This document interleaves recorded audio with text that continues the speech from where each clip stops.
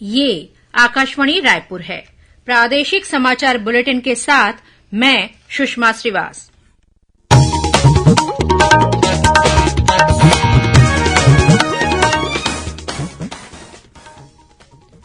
और अब पेश है आज के मुख्य समाचार।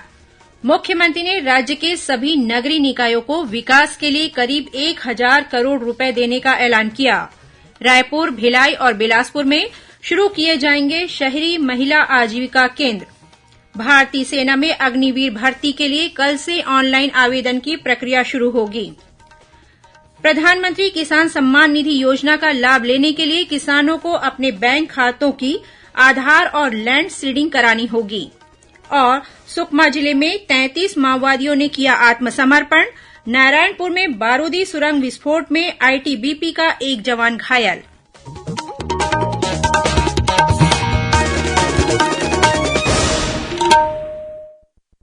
अब समाचार विस्तार से। आज रायपुर में आयोजित नगरीय प्रशासन और विकास विभाग के कार्यक्रम में मुख्यमंत्री भूपेश बघेल ने कई महत्वपूर्ण घोषणाएं की। उन्होंने राज्य के सभी नगरीय निकायों को विकास के लिए करीब 1,000 करोड़ रुपए देने का ऐलान किया।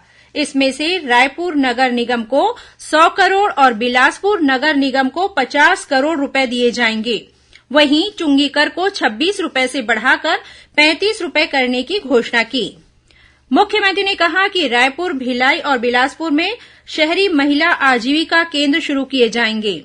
युवाओं को रोजगार उपलब्ध कराने के लिए रायपुर और भिलाई में सॉफ्टवेयर तथा हार्डवेयर सुविधा वाले बीपीओ सेंटर खोले जाएंगे। भिलाई में विश्व स्तरीय सेंट्रल लाइब्रेरी कम रीडिंग जोन विकसित किया जाएगा। वहीं सभी नगर निगम और नगर पालिकाओं में अर्बन कॉटेज और सर्विस इंडस्ट्री पार्क की स्थापना की जाएगी। मुख्यमंत्री ने कहा कि शहरों के बाजार क्षेत्रों में सीसीटीवी कैमरे लगाने के साथ आधुनिक शौचालय बनाए जाएंगे। वहीं नगर निगमों में स्मार्ट हेल्थ स्क्वायर स्थापित किए जाएंगे, जहां मुफ्त में बीपी, शुगर और ब्लड टेस्ट की सुविधा मिलेगी। मुख्यमंत्री ने रायपुर शहर के जल भराव वाले क्षेत्रों में ड्रेनेज सिस्टम स्थापित करने की घोषणा भी की। इसके अलावा भूमि विकास नियम का सरलीकरण किया जाएगा। रायपुर में हुए इस कार्यक्रम में प्रदेश भर के नगरीय निकायों के जनप्रतिनिधि शामिल हुए। इस मौके पर श्री बघेल ने उत्कृष्ट कार्य करने वाले निकायों को पुरस्कृत किया। राजधानी रायपुर में प्रस्तावित भारतीय राष्ट्रीय कांग्रेस के 50वें महाधिवेशन की तैयारियां जोरों पर चल रही है। तैयारियों का जायजा लेने पार्टी की प्रदेश प्रभारी कुमारी शैलजा और मुख्यमंत्री भूपेश बघेल की उपस्थिति में कल रायपुर में स्वागत समिति और उप समितियों की बैठक हुई। बैठक में प्रदेश अध्यक्ष मोहन मरकाम, राष्ट्रीय कांग्रेस अध्यक्ष के सलाहकार सफल जी, प्रभारी सचिव वामची रेड्डी और सप्तगिरी शंकर उल्का सहित अन्य पदाधिकारी शामिल हुए।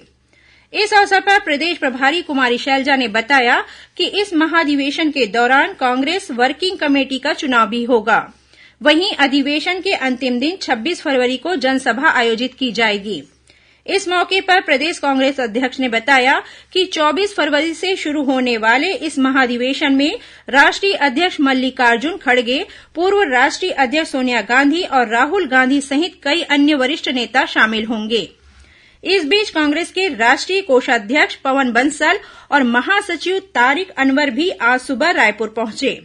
उन्होंने कांग्रेस पदाधिकारियों के साथ चर्चा कर अधिवेशन की तैयारियों की समीक्षा की और अधिवेशन स्थल का निरीक्षण किया। प्रधानमंत्री आवास योजना पर रोक, कानून व्यवस्था, स्वास्थ्य सुविधाएं जैसे अनेकों मुद्दों को लेकर भारतीय जनता पार्टी की दुर्ग जिला इकाई ने आज विरोध प्रदर्शन किया। शहर के सिविल लाइन इलाके में पार्टी नेताओं की अगुवाई में एक पदयात्रा निकाली गई।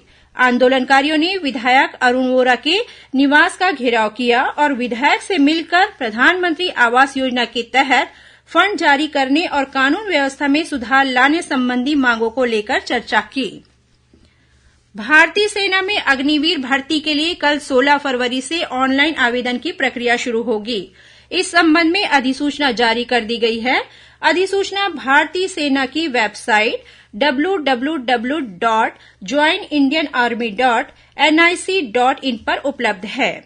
अग्निवीर की भर्ती जनरल तकनीकी, क्लर्क, ट्रेड्समैन 10वीं पास और ट्रेड्समैन 8वीं पास के पदों के लिए जारी की गई है। सेना भर्ती कार्यालय रायपुर ने बताया कि सेना में अग्निवीर भर्ती के लिए ऑनलाइन आवेदन की प्रक्रिया आगामी 15 मार्च तक चलेगी। मुख्यमंत्री भूपेश बघेल आज रायपुर के पीटीएस माना कैंप में पुलिस राज्य स्तरीय खेलकूद प्रतियोगिता के समापन कार्यक्रम में शामिल हुए। इस मौके पर मुख्यमंत्री ने प्रतियोगिता के विजेताओं को पुरस्कृत करने के साथ ही पुलिस खेलकूद चिन्ह का विमोचन भी किया। इस स्पर्धा में पीटीएस रेंज के ओवरऑल विजेता का खिताब जीता। वहीं दुर्ग रेंज के कांस्टेबल अशोक वर्मा को बेस्ट एथलीट का पुरस्कार दिया गया। घरों और प्लाटों का अनाधिकृत तरीके से बनाए गए भाग के नियमितीकरण के नियम सरल होने के बाद रायपुर जिले के करीब 1,500 अनाधिकृत निर्माण कार्य को आज नियमित करने के लिए मंजूरी दे दी गई। रायपुर में आयोजित नियमितीकरण प्राधिकार समिति की बैठक में जिला कलेक्टर डॉक्टर सर्वेश्वर नरेंद्र भूरे ने लोगों से अपील की कि वे अपने अनाधिकृत निर्माण को नियमित करने के लिए आवेदन करें। उन्होंने कहा कि नियम सरल होने के बाद आवेदन और निर्धारित शुल्क जमा कर आसानी से अनाधिकृत निर्माण को नियमित कराया जा सकता है। प्रधानमंत्री किसान सम्मान निधि के तहत किसानों को इस महीने 13वीं किस्त दी जानी है। यह राशि उन्हीं किसानों को दी जाएगी जो अपने बैंक खातों की आधार और लैंड सीडिंग करवाएंगे। कृषि विभाग ने प्रदेश के किसानों से सहायता प्राप्त करने के लिए अपने बैंक खातों की आधार और लैंड सीडिंग कराने का आग्रह किया है। प्रादेशिक समाचार आप आकाशवाणी रायपुर से सुन रहे हैं। छत्तीसगढ़ की खबरों से है आपका वास्ता और खबरों की विश्वसनीयता से है हमारा वास्ता। आकाशवाणी समाचार रायपुर के प्रादेशिक समाचार बुलेटिन के साथ ही हमारे समसामयिक कार्यक्रम आप रेडियो के अलावा अपने मोबाइल पर भी सुन सकते हैं। आकाशवाणी समाचार फेसबुक, ट्विटर और यूट्यूब पर भी उपलब्ध है। हमारा Facebook page Chhattisgarh news on AIR, Twitter handle CGAIR news और हमारा यूट्यूब चैनल है छत्तीसगढ़ AIR न्यूज। तो अब रेडियो के साथ ही आपके मोबाइल के जरिए भी हम पहुंच रहे हैं आप तक। छत्तीसगढ़ की हर खबर के लिए सुनते रहिए आकाशवाणी समाचार। और अब आगे बढ़ते हैं बाकी के समाचारों की ओर। प्रदेश में किसानों को प्रधानमंत्री फसल बीमा योजना और पुनर्गठित मौसम आधारित फसल बीमा योजना के तहत पॉलिसी दी जा रही है। कृषि मंत्री रविन्द्र चौबे ने आज रायपुर स्थित अपने निवास कार्यालय में किसानों को पॉलिसी का वितरण कर मेरी पॉलिसी मेरे हाथ कार्यक्रम का शुभारंभ किया। इसके साथ ही आज से प्रदेश में जिला स्तर पर सांसद, विधायक और कलेक्टर योजना के तहत बीमित किसानों को 2,23,000 से अधिक और मौसम आधारित फसल बीमा योजना के तहत करीब 13,500 किसानों को पॉलिसी का वितरण करेंगे। गर्मी के मौसम में वनों को अग्नि से बचाने के लिए वन विभाग ने रायपुर स्थित प्रधान मुख्य वन संरक्षण कार्यालय अरण्य भवन में कंट्रोल रूम स्थापित किया है। साथ ही टोल फ्री नंबर भी जारी किया है। इस टोल फ्री नंबर 1-800-237-7000 पर कोई भी व्यक्ति अग्नि घटनाओं की सूचना दे सकता है। वनों को आग से बचाने के लिए सभी वन मंडलों में साफ सफाई की गई है। साथ ही सभी बीटों में एक अग्नि रक्षक की नियुक्ति भी की गई है। सुकमा जिले में 3 इनामी सहित 33 माओवादियों ने आत्मसमर्पण किया है। ये सभी माओवादी मिलिशिया टीम के सदस्य हैं। इनमें से 3 माओवादियों पर 1-1 लाख रुपए का इनाम घोषित था। इन माओवादियों ने किस्टाराम थाना क्षेत्र के टोंडा मरका में पुलिस अधीक्षक सुनील शर्मा और सीआरपीएफ के डीआईजी सुनीत कुमार रॉय के समक्ष आत्मसमर्पण किया। समर्पण करने वाले माओवादियों को राज्य शासन की पुनर्वास नीति का लाभ दिया जाएगा। इस बीच नारायणपुर जिले में माओवादियों द्वारा लगाई गई बारूदी सुरंग में विस्फोट होने से भारत तिब्बत सीमा पुलिस आईटीबीपी का एक जवान घायल हो गया है। मिली जानकारी के अनुसार आईटीबीपी और पुलिस का एक संयुक्त दल आज सुबह रोड ओपनिंग ऑपरेशन के लिए निकला हुआ था। इसी दौरान धनोरा के पास माओवादियों ने सुरक्षा बलों को निशाना बनाते हुए यह विस्फोट किया। घायल जवान की स्थिति खतरे से बाहर बताई जाती है। दक्षिण मध्य रेलवे सिकंदराबाद रेल मंडल के तहत मुकड़ी विरूर स्टेशनों के बीच तीसरी रेल लाइन का काम होने की वजह से आज से 24 फरवरी तक कुछ गाड़ियों का परिचालन प्रभावित होगा। इस दौरान विशाखापट्टनम नई दिल्ली, विशाखापट्टनम गांधीधाम, पुरी, ओखा और सिकंदराबाद पटना एक्सप्रेस ट्रेनों को परिवर्तित मार्गों से चलाया जाएगा। इस बीच सूचना मिली है कि चक्रधरपुर रेल मंडल में परसों 17 फरवरी को होने वाला ट्रैफिक और पावर ब्लॉक फिलहाल स्थगित कर दिया गया है। रायपुर जिले के राजस्व प्रकरणों का निराकरण करने के लिए कल 16 फरवरी को धरसींवा में और 23 फरवरी को आरंग में शिविर आयोजित किया जाएगा। कलेक्टर डॉक्टर सर्वेश्वर नरेंद्र भूरे ने अनुविभागीय अधिकारी, तहसीलदार, नायब तहसीलदार, राजस्व निरीक्षक और पटवारियों को अनिवार्य रूप से शिविर में उपस्थित रहकर राजस्व प्रकरणों का निराकरण करने के निर्देश दिए हैं। जगदलपुर के चित्रकोट जलप्रपात के तट पर कल से 3 दिवसीय चित्रकोट महोत्सव शुरू हुआ। कार्यक्रम में उद्योग मंत्री कवासी लखमा ने कहा कि चित्रकोट महोत्सव बस्तर की जनजातीय संस्कृति को विश्व पटल पर पहुंचाने का एक सुनहरा अवसर है। वहीं सांसद दीपक बैज ने कहा कि बस्तर में पर्यटन के विकास का उद्देश्य स्थानीय युवाओं को अधिक से अधिक रोजगार मुहैया कराना है। वहीं नारायणपुर के माता माउली मेला में भी देश विदेश से सैलानियों के पहुंचने का सिलसिला शुरू हो चुका है।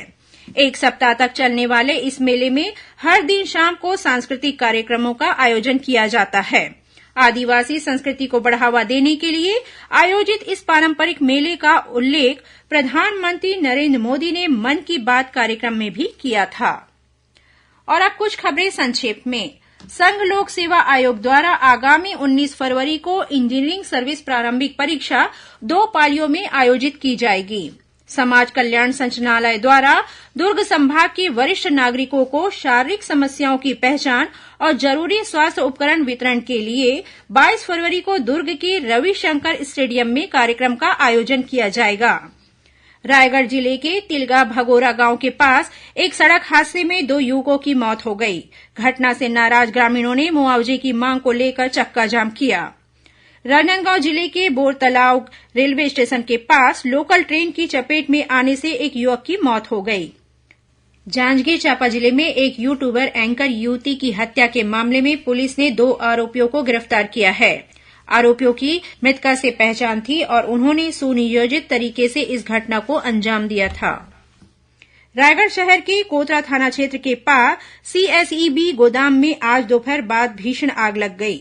दलकर्मियों और पुलिस बल के साथ स्थानीय लोगों की मदद से आग पर काबू पाया गया। हालांकि आग लगने की वजह से शहर के अधिकांश हिस्सों में कुछ देर तक बिजली व्यवस्था बाधित रही। और सरगुजा पुलिस ने अंतर्राज्यीय गांजा तस्करी के मामले में 3 आरोपियों को गिरफ्तार किया है। इनके पास से करीब 7.5 लाख रुपए कीमत का 50 किलो गांजा बरामद किया गया है। अंत में मुख्य समाचार एक बार फिर। मुख्यमंत्री ने राज्य के सभी नगरीय निकायों को विकास के लिए करीब 1000 करोड़ रुपए देने का ऐलान किया। रायपुर, भिलाई और बिलासपुर में शुरू किए जाएंगे शहरी महिला आजीविका केंद्र। भारतीय सेना में अग्निवीर भर्ती के लिए कल से ऑनलाइन आवेदन की प्रक्रिया शुरू होगी। प्रधानमंत्री किसान सम्मान निधि योजना का लाभ लेने के लिए किसानों को अपने बैंक खातों की आधार और लैंड सीडिंग करानी होगी। और सुकमा जिले में 33 माओवादियों ने किया आत्मसमर्पण। नारायणपुर में बारूदी सुरंग विस्फोट में आईटीबीपी का एक जवान घायल। इसी के साथ प्रादेशिक समाचार बुलेटिन समाप्त हुआ। नमस्कार।